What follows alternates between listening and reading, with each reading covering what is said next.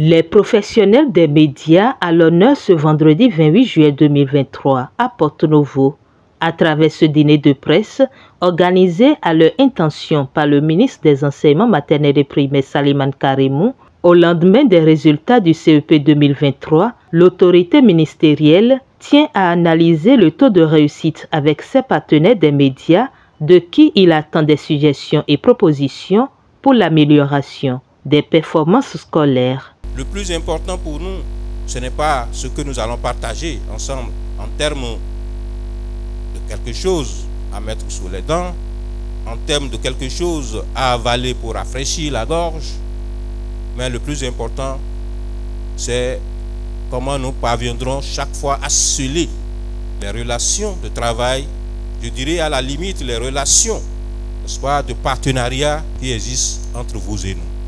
Si on ne crée pas le cadre, personne ne viendrait le faire à notre place. Si on se contente tout simplement de relayer des informations que chacun pique à gauche ou à droite, il peut y avoir de distorsions. Mais si on se retrouve dans un cadre comme ça, mieux pour ma part, je peux me tromper, qu'un cadre de conférence de presse, mais une occasion aisée comme celle-là, si on s'y retrouve de temps en temps, je crois que nous pourrons aller plus loin dans ce que nous faisons, vous et nous. Et le thème central de ce soir, c'est par rapport aux résultats du certificat d'études primaires session 2023. Schématiquement, nous dirons quelles ont été en la matière nos forces, quelles ont été également nos faiblesses, on va partager ça avec vous, et quelles sont nos perspectives. Au niveau du secteur de l'éducation, de façon globale, il y a 3 programmes essentiels. Vous avez le premier programme qui porte sur le pilotage et le soutien au secteur de l'éducation. C'est ça qui prend en compte les questions de salaire, c'est ça qui prend en compte les questions de fonctionnement des structures centrales, structures déconcentrées du ministère. Le deuxième programme porte sur l'accès, l'équité et la rétention. Le troisième programme, la qualité de l'enseignement. Et ça qui touche à ce que nous avons dit tout à l'heure, les résultats scolaires. Projection du documentaire sur les performances de plus en plus reluisantes du sous-secteur des enseignements maternels et primaires, échange, analyse du taux de réussite au CEP 2023, diverses questions et réponses aux préoccupations sont les moments forts de ce dîner de presse. Ne manque pas fait des efforts dans ce qui concerne, par exemple, les mathématiques et le français qui ont été relevés justement par les rapports du PASSEC 2014 et 2019. Mais il reste aussi un problème, je pense que vous l'avez dit également dans votre lecture ou dans le document qu'on nous a remis, que les apprenants ont toujours des difficultés en dictée et que, par exemple, le taux de réussite en dictée devrait toujours faire de 0,57%.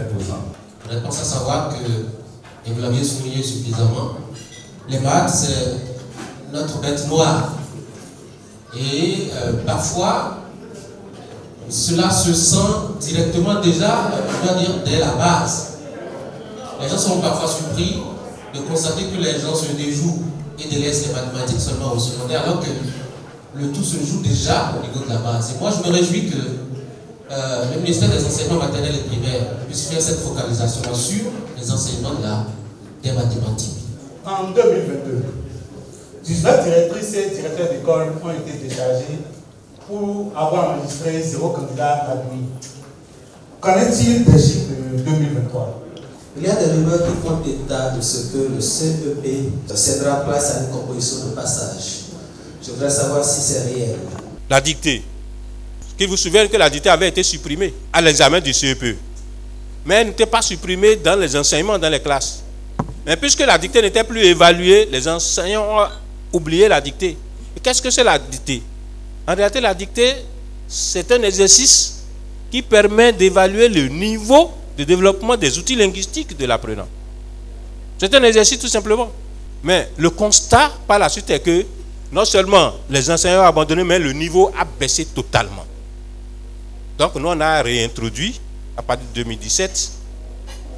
Et on a dit, on introduit dans un premier temps pour habituer les gens, n'est-ce pas, à reprendre les enseignements en français. Et 2 ans plus tard, on l'a réintroduit encore au certificat d'études primaires en disant elle n'est pas éliminatoire. C'est une question de responsabilité. Les déchargements pour 0%.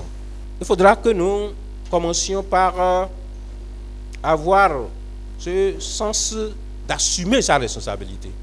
La première nuance que je voudrais faire, qui nous a motivés de plus en 2016, quand on devrait prendre la décision là pour la première fois, je dirais bien à contre-cœur, c'est que même si tu prends l'école à 3 mois de l'examen, en tant que responsable, tu devrais tout mettre pour connaître le niveau des apprenants.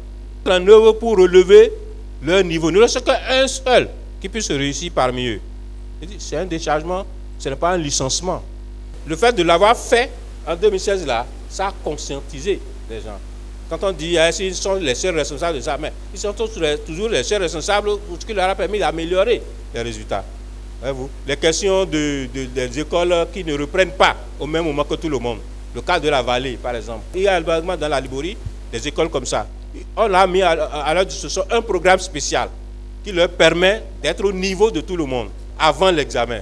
Et très prochainement, par rapport aux formations que nous prévoyons dans le cadre des maîtrises des principes de l'évaluation, dans la première compétence là, on va vous associer également à cela, pour que vous puissiez relayer, que les gens savent vraiment de quoi on parle réellement là et quelle est son utilité.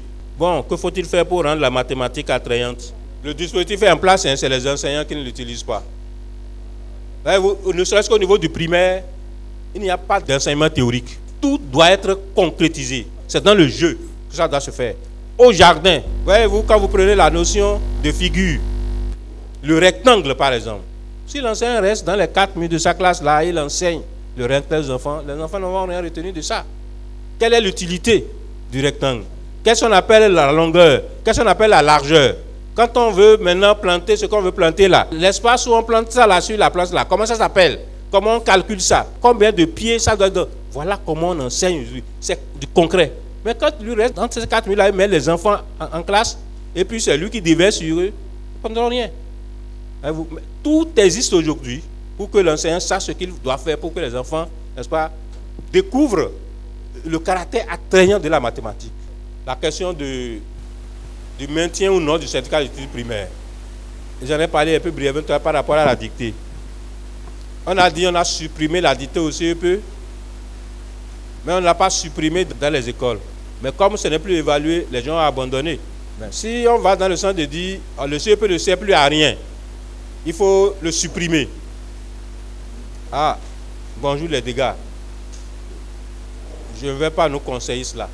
Et tous les pays qui l'ont fait sont revenus en arrière. Si vous n'évaluez pas, vous ne pouvez pas découvrir le niveau de difficulté des apprenants. Vous ne pouvez pas savoir comment vous devez pouvoir les accompagner. Le grand risque, c'est que les enseignants risquent de tout abandonner. Ils vont faire enseignement comme ils ont l'habitude de faire, comme on a l'habitude de nous dire que nous, on a fini le programme. Et c'est terminé. Mais lui, il a fini le programme. Il a enseigné. Qu'est-ce qu'il lui donne l'assurance que l'enfant a appris ce qu'il a enseigné? Je suis partisan, n'est-ce pas, d'une éducation de qualité. Et pour avoir de la qualité, il faut évaluer toujours, forcément. Il faut faire des évaluations, n'est-ce pas, continues. Heureux de cette rencontre, le ministre Salimane Karimou a remercié les hommes des médias pour leur soutien et accompagnement de tous les temps, une initiative qu'il souhaite vivement pérenniser.